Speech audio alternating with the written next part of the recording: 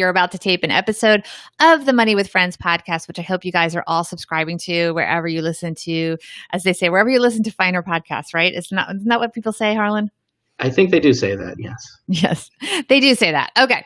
So we are, I think we are on Facebook. I think we are on YouTube, and I think we are on Twitter. So if you are on one of those services and you are seeing us, Harlan just disappeared. Please, there you came back. I have no idea why. We're just getting used to Restream, which we love so far. This is our new streaming service. We love it so far. The folks at Restream have been really helpful when we've had questions, but we're just getting used to it. So if you're seeing us, let us know whether you're seeing us on Facebook, whether you're seeing us on YouTube, whether you're seeing us on Twitter, and so on, because we want to learn more about whether this is working, how it's working, how we can use it better, what you guys want to see, all those different things. So say hi if you see us out there. We're also going to be taking your questions and comments. Hey, Tim. Oh, that's interesting. Facebook had to reload. Okay. That's actually good information because we've come on and off dealing with some technical glitches today. So that might be why we were quiet, because Facebook people needed to reload in order to see the new stream when we went off and back on. Very interesting. Okay. And we've got, good. We've got someone on Twitter. That's awesome because that's actually a new platform that we have not been on before. So great. I'm really happy. Thank you, Clemson fan, for letting us know that this is working on Twitter. Now we just need someone from YouTube to tell us that YouTube is working, but all good. We're going to work on doing this show in 15 minutes. We've been doing it in 20 to 25, but we want to make it tighter for you guys and be more honed in on the news. This story I picked, but Harlan liked too. And it's actually from an unusual source from us. Oh, awesome. Thank you. I think that's Chris, right? On YouTube. So this story we picked, it's a little bit quirky for us. We're actually going to talk about Prince William and Prince Harry, which we did. Joe and I did a show when Harry first left being a senior royal. Oh, good, Tim. Thank you. And so this is a follow-up edition. The show was actually pretty popular. People did like it, even though personally, I sometimes do the eye roll when we're talking about the royals. I don't know how you feel, Harlan. Yeah, the same way. Yeah. But, I thought this was kind of an interesting angle that I certainly never thought about. And it's something that Cosmo kind of pulled from this new book that I have not read yet called Finding Freedom, which was written by insiders, friends of Harry and Meghan. So some people say even that Harry and Meghan wrote whole passages of it. So it's sort of them telling their side of the story. And it's things that I personally never thought of. So with that, let's do the show. All right. So this is the show for Wednesday, August 19th. And yes, and once again, I have the date wrong here. So I'm going to change the date in my script so I don't bungle it. Because those of you that were with us earlier saw me bungle it. All right, here we go. On this episode of Money with Friends, a royal rivalry over money. Prince William and Prince Harry apparently got into it. We'll share details and more. Plus, we have Plutus Foundation's Harlan Landes with us today. It is Wednesday, August 19th, 2020. This is Money with Friends. Welcome to the Money with Friends podcast. I am certified financial planner, Bobbi Rebel, host of the Financial Grown Up podcast, coming to you from my very grown-up kitchen in New York City. And I'm Harlan Landes, founder of the Plutus Foundation, and I'm coming to you from beautiful Poconos, Pennsylvania. Where you're on vacation. How awesome. I'm All happy. Right, this is the Money News Show that includes commentary on recent headlines and stories from thought leaders from across the financial landscape, like Harlan of the Plutus Foundation. We're going to talk about these stories and break them down into what matters to you, our friends, and we're going to leave you with a takeaway so you can make it your own. This episode of Money with Friends is sponsored by Indeed. Right now, Indeed is offering our listeners a free $75 credit to boost your job post, which means more quality candidates will see it fast. Try Indeed out with a free $75 credit at Indeed.com/MWF. This is their best offer available anywhere. Go right now to Indeed.com/MWF. Terms and conditions do apply. This offer, by the way, guys, is only valid through September 30th. So check it out ASAP. Harlan, You are back second day in a row. We were talking on Tuesday about markets, volatility, uncertainty before the election. Now we're going to turn it around completely, do a total 180. We're going to talk about the royals and sibling rivalries over money. Yeah, I'm excited about this topic. Let's see which one of our friends is going to bring us into the headline. So here we go. Prince William and Prince Harry's drama actually stems from fights over money. Harry has always come second to William, and he's not here for it. And this article is by Mahara Bonner. Moving right into it, 2019 was dominated. Wait. We got to say it's from Cosmo Magazine. Okay. Give credit. Yeah, Cosmo Magazine. This comes from Cosmo Magazine. 2019 was dominated by headlines about Prince William and Harry's breathes exhausted sigh royal feud. A new biography, Finding Freedom, is finally shedding some light on the brothers' drama, and apparently it stems from tension regarding money. Specifically, the brothers trying to convince their dad to give them cash for expenses, like Meghan Markle and Kate Middleton's wardrobes, which William got the lion's share of, what with being the future monarch. While Charles may be a father to Harry, he's also their boss, and that makes their relationship complex for a number of reasons, a source said in the book, per Entertainment Tonight. Where you are born in this family dictates your position of power, and because of that, Harry has always come second to his brother, especially when it comes to funding. There were times in the past when Harry wanted to take on bigger projects and do more work, but he couldn't get the money to support it. William will always be the priority. A lot of their quarrels have been over budgets. Of course, that tension. Oh, sorry. Go ahead. Of course, that tension.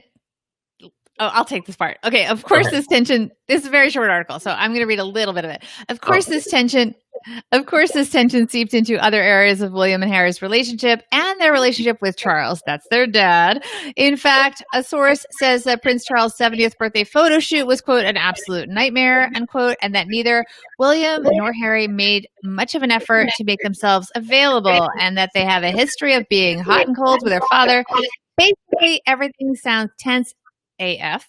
But more importantly, how much money does your sibling currently owe you? That's a little snarky comment from the folks at Cosmo. So our online audience is looking forward to this discussion. Chris, joining us from YouTube, says, I saw this headline and this show is going to be a good one. All right, gut instinct here, Harlan. Oh, well, I mean, part of me just wants to say, well, it's the royals, and this is just kind of par for the course with the drama that you always hear about that. As an American, I haven't followed the royal family too much. It hasn't been something that I've cared about, but every once in a while there's something sort of universal that strikes them, and that while the details don't really make a lot of there's not a lot in common. There's obviously not a lot of common between the royals and your average family here across the pond, but the idea of disagreements between siblings over money and what they might inherit from their parents, and who's getting the better leg up, and that who's getting more help. I think that is something that people can relate to here, and that is why I like this story. I also like it because this is a situation where they were both born into what is effectively an extremely unusual, but still a family business. And so Prince William, based on what we're saying here, we're just gonna take this all as truth, even though we know this is certainly, or we believe this to be Meghan and Harry's point of view, but we're gonna just take it at face value. By order of birth, Prince William gets to be the head of the company. He's teed up to be to be king, to be the new head. And certainly he is always going to be senior to Harry. And when you look at family businesses, maybe some big family businesses, that's not always the case. Very often the child that has the most aptitude in America for the business, the most interest, or maybe is simply more aggressive. And we're not going into politics here, but it is widely discussed that President Trump became the head of the Trump organization over his older brother, who had passed away, I believe, from alcoholism years ago, because he simply was more aggressive and basically had more interest, more aptitude, was more aggressive about it. And his brother, I think, was a pilot, just didn't want to do the family business. So he opted out, right? And so the second oldest child effectively took over. And in America, it often is one of merit and interest and aptitude and so on. And in this case, basically, Harry, no matter what he did, was never going to be the head of the family business. And he and his wife, presumably, assuming we take all this at face value, were never going to get the same resources, the same budgets for their pet projects. So imagine if you feel that you want to build up a certain area of the company and you're simply not going to be given the resources, not because it's not a good idea, but because, well, you were born second. I don't know. Yeah, I mean, I think it's a long-standing tradition that one of your descendants, if you have anything to pass along, is going to feel like they have the short end of the stick here, and I think as competitive siblings in one case, in England and certainly in the royal family, it is defined and there's no way to get around it. And unless someone makes a huge decision to change the tradition in the royal family, that's not going to change. And when you're born, you know that this is going to happen automatically when you are born and you have an older brother in this case. So it's the only way to get around it is to strike out on your own. So I don't blame I don't blame them at all for kind of taking this approach and trying to figure out what they can do to get past this and move on and try to create some equity for themselves. We put this question out to our Instagram audience. We asked them, Harlan, do you believe part of the royal fallout between Prince William and Prince Harry was about money? Yes or no? So in other words, this article is saying it was about the money. And we asked our audience, what do you think? How many people said no? What percentage said no? What percentage said yes? I would say probably 70% said no, it's not about money. Wow, you were really close. 65% said no, it's not about money, and 35% said yes, it is about money. I kind of think money was a factor because money ties into things like getting your pet projects done. And if you can't get the things done that you care about, that you're passionate about, and you always feel like you're going to be second fiddle, that has to be incredibly frustrating, especially when there's no end game. There's no way out. It's just your whole life. But, I think you think it was not about money. Well, so I actually do think in this case it was about money. And Oh, okay. the reason I thought that 70% would say that no, it's not about money is because for most issues about money in most families, problems with money is really about problems with communication. The stakes for most of us are just not nearly as high as they are for the royal family. I mean, you're talking about major wealth here, major opportunities. So I think all things being equal, when it comes to the royals in this case, it really is about money, or more specifically about their station in life that they're born into, depending on birth order. I think because in the US that isn't a concern that people face when we talk about having money issues, it usually comes down to communication and how people how people in a relationship or in a family deal with the issues on their own. So I think it makes sense that people would respond that it's not necessarily about money, but in this case, I believe that it really comes down to the fact that birth order defines their future. We also asked our Instagram audience, if so, meaning if you think it was about money, was Harry right to strike out on his own? What do you think our audience said? Was Harry right to strike out on his own, Harlan? I would say it almost, I would assume that just about everyone said that he was right to strike out on his own. Yeah, you're right. We got 83%. So yeah, 17% thought no, but 83%, which is a pretty heavy majority, thought so. And you have some of the comments that people left on our Instagram at Money Friends Pod. Go ahead. Yes. Andrea Warrock said, "Don't blow up in the heat of the moment. Wait to talk after you've had a chance to cool down." I think that's a great way to discuss how to deal with money problems in your relationship and in your family. And yeah, I totally agree. Go ahead.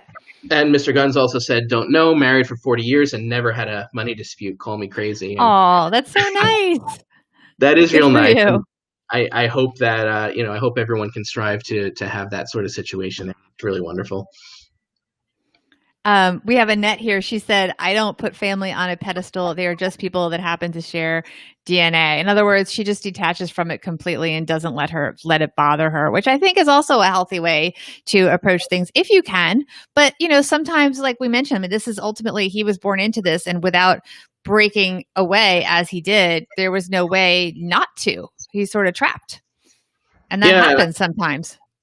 I think it's very healthy, and if certainly if there's any kind of toxicity in a family relationship, just to remember that people are people, and sometimes you can do better for yourself by creating stronger bonds with people who may not share that blood with you.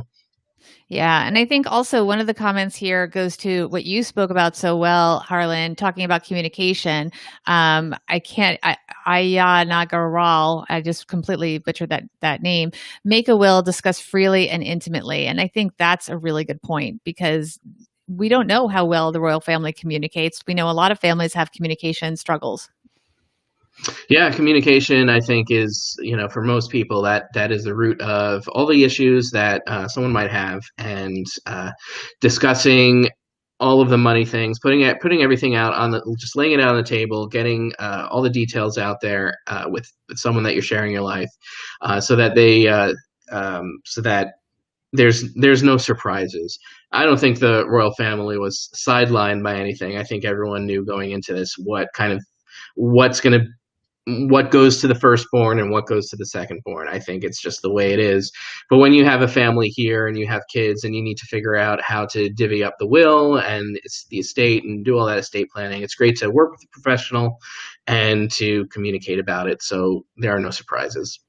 Yeah. And we have Sarah here who also adds in, you ultimately control you. And I think that's something that Prince Harry was trying to exert, really, a first of a kind way in this. There's obviously been other people that have left the royal family, but not like this. And, they talked in their leaving statement, I don't know what they officially called it, about the need for financial independence. So they did allude to money and the fact that they did not, it seemed what they were saying is they did not want to be dependent on their family for money, even though it's tough to break away from that because ultimately their family name is their business. And I don't know if they can ever truly get away from that, other than, Meghan does have her career, which was separate as an actress.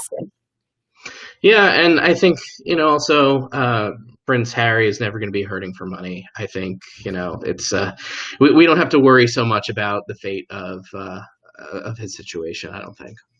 No, I don't think we have to worry about Prince Harry, but I do think these are interesting lessons and interesting things to sort of ponder, that, thinking about family relationships and money, and as you point out, communication, and how much we can change and how much we feel we were stuck in our family situations regarding money. But really, I mean, I think the comment by Sarah was really good. Ultimately, it's on you.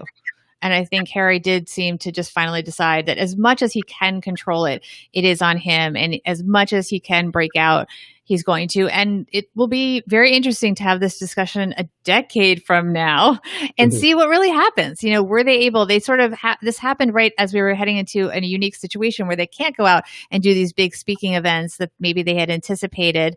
And some of the plans that they had laid out with trademarking Sussex Royal, et cetera, did not pan out as they had expected. So they have to pivot their business plans, and we'll see how it goes. To some degree, they will never fully break out from they can't break out from their royal past at all, but we'll see what they can do in terms of at least creating the life that they have more financial control over. Did that make any sense, Harlan? I don't know if that came out right. No, it made a lot of sense to me. I think it's great. All right, we're going to hold that thought for just a moment. Harlan, you get ready with your takeaways. I want to talk about something that is really important. That is connecting people with the right jobs and connecting people that have jobs to offer with the best candidates for that job, because the economy is changing so much, businesses are changing so much, and the needs are constantly adjusting. And it's important to get the right person in the right role. And that's why I'm so happy that Money with Friends is brought to you by Indeed. Indeed knows that it is a cautious time for business across America. Uncertainty is involved in every decision. Every financial commitment is vetted. So it's more important than ever that your hire be the right person. And Indeed is here to help. Indeed.com is the #1 job site in the world Because Indeed gets you the best people, and it gets you the best people fast. Unlike other sites, Indeed gives you full control and payment flexibility over your hiring. You only pay for what you need. You can pause your account at any time, and there are no long-term contracts. Plus, Indeed provides powerful tools to make your search that much easier, like sponsored jobs, which are shown to be 3.5 times more likely to result in a hire. With 73% of online job seekers visiting Indeed each month, Indeed is going to get you the important hire you need, just like they have for over 3 million businesses. Right now, Indeed is offering our listeners, Money with Friends, a free $75 credit to boost your job post, which means more quality candidates will see it fast. Try Indeed out with a free $75 credit at Indeed.com/MWF. This is their best offer available anywhere. Go right now to Indeed.com/MWF. Terms and conditions do apply, and this offer is valid through September 30th. Indeed.com/MWF. With that, Harlan, are you ready for takeaways? Let's do the takeaways. You're up. Oh, I'll go first. All right. So, I think what I'm taking away from this is that there are certain things that we can't control, and if you're a member of the royal family, there are many things that you can't control. But you can control some things. In this case, we see, the prince doing what he needs to do to move on from the fact that he's not going to, be equal in life to the older brother. So I think what we have to do is figure out what are the things that we can control and what can we not control. And the things that we can control about our situation, do what we can to set ourselves up and our families up for the best success possible. And in the case of this prince, it was striking out on his own, doing his own thing, and making a name for himself that way. And I think we've all got to do that in some degree sometimes. That's I believe that was an important point that we can take away from this story. I think that's really well said. It is important to have your own identity, even when so much is foisted on you just by birth. People have so many expectations that they put on these royals. And again, nobody's crying for them, but it was never a choice. We have to remember that. So thank you. That's a great takeaway.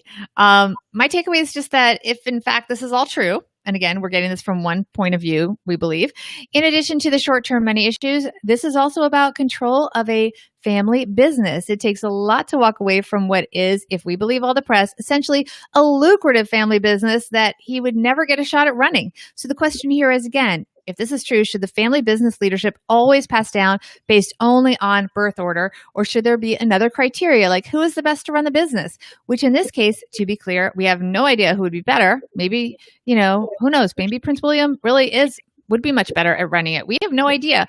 We don't know if they'll even get a chance. Prince Charles is not even king yet. But it sounds like merit is not even a factor, which is very un-American. But then again, these are not Americans, right? Exactly. Harlan, you have a really big week, as we discussed on Tuesday's show. Tell us more about what's happening at the Plutus Foundation. Yeah, well, we're getting ready for the Plutus Awards, most of all, and you'll see that our finalists have been announced, and we're very excited about bringing the ceremony to everyone virtually this year. And we're also planning for the return of Plutus Voices next year, as well as some other events that we're excited to talk about. On Thursday this week, we've got a webinar. It's really important. It's about adverse childhood experiences and how they affect your money story, and how that prevents how that could prevent people from doing some of the things that we all think is pretty normal financial behavior. So check out that webinar as well, Plutus Foundation Facebook page, and Plutus Awards on Twitter and Instagram. Thank you so much, Harlan. And for more about Harlan, everyone go to our website, moneywithfriendspodcast.com, and please follow us on Twitter and Instagram at moneyfriendspod. And Joe will be back with another guest tomorrow's show. Bye, everyone. Thanks, Bobbi. All right. And bye to our we've got our Facebook, our Twitter, and our YouTube audience. Mwah. We will see you all soon. I think Jill will be back with Tate Frazier on Wednesday. So everyone look out on our Instagram to see when they're going to record. You can also, like I said, go to the schedules on moneywithfriendspodcast.com to get schedules for our upcoming taping.